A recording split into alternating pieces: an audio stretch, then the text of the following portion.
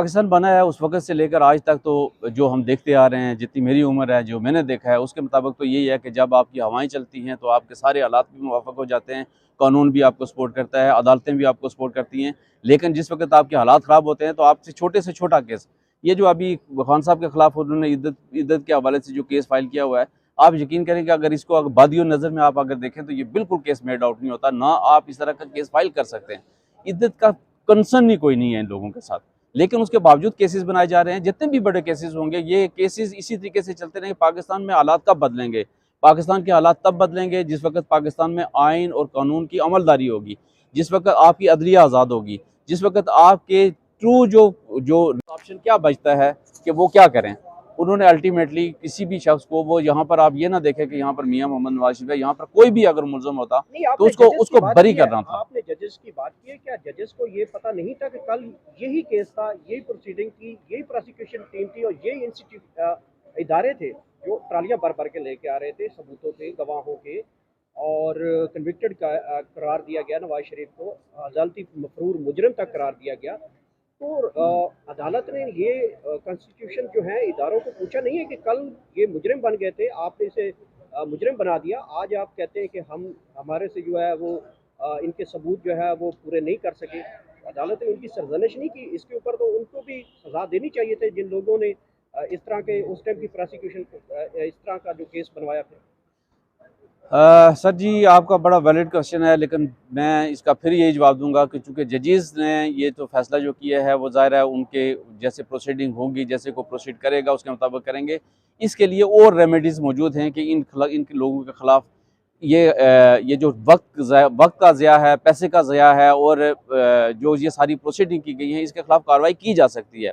लेकिन मैं आपको एक बात और बताता चलूँ कि ये पाकिस्तान का जो कानून है, ये आइन है, ये एक मोम की नाक है, जिसको जो अमीर है वो अपनी तरफ मोड़ना चाहता है मोड़ सकता है। यहाँ पर आपको पता है ना, दो तरह के कानून हैं, एक है अमीर का कानून, एक है गरीब का कानून। यहाँ पर अमीर को तो उसकी विश के मुताबिक, उसकी विम के मुताबिक उसको तो वो रिलीफ मिल जाता है, उसको वो चेंज भी कर देते हैं, लॉ में कहीं वो रिलैक्स भी कर देते हैं। लेकिन ये जो गरीब का कानून है ना, गरीब का कानून स्ट्रिक्ट सेंसो वहाँ पर अप्लाई करता है और उसको सज़ा भी होती है, उसके लिए सारे मामलात भी होते हैं। तो जब तक आपके इस मुल्क में दो तरह के कानून होंगे, अमीर के लिए और गरीब के लिए अलग अलग कानून होगा, इस मुल्क में ना तो इंसाफ हो सकता है, ना ये मुल्क तरक्की कर सकता है। ये सिर्फ और सिर्फ अपनी ज़ाती फ़ायदों के लिए सारा मामला हो रहा है। इस वक्त अगर नवाज शरीफ अगर कहीं अगर उसको अगर पता चल जाए कि मेरी गवर्नमेंट नहीं आ रही है, मैं वज़ीर आज़म नहीं बनूंगा, तो उसके कुछ और एटीट्यूड होगा। लेकिन इसको चूंकि इस वक्त पता है कि मैं बेनिफिशरी हूँ, मैं बेनिफिट उठाऊंगा इन सारी चीज़ों के, तो वो खामोश बैठा हुआ है। सर, आपके चीफ जस्टिस ऑफ पाकिस्तान पूरे मुल्क के, लेकिन आप जो रेलिवेंट फील्ड से ताल्लुक़ रखते हैं, अब काजी फ़ायज़ ईसा साहब सर कमरा अदालत में बार बार ये कहते हैं कि मैंने अल्लाह को जवाब दिया, मैं फैसले इस तरह करूँगा, मैंने जवाब अल्लाह को देने, कब्र में जाने। तो उनको नज़र नहीं आ रहा कि ये मुल्क में क्या हो रहा है?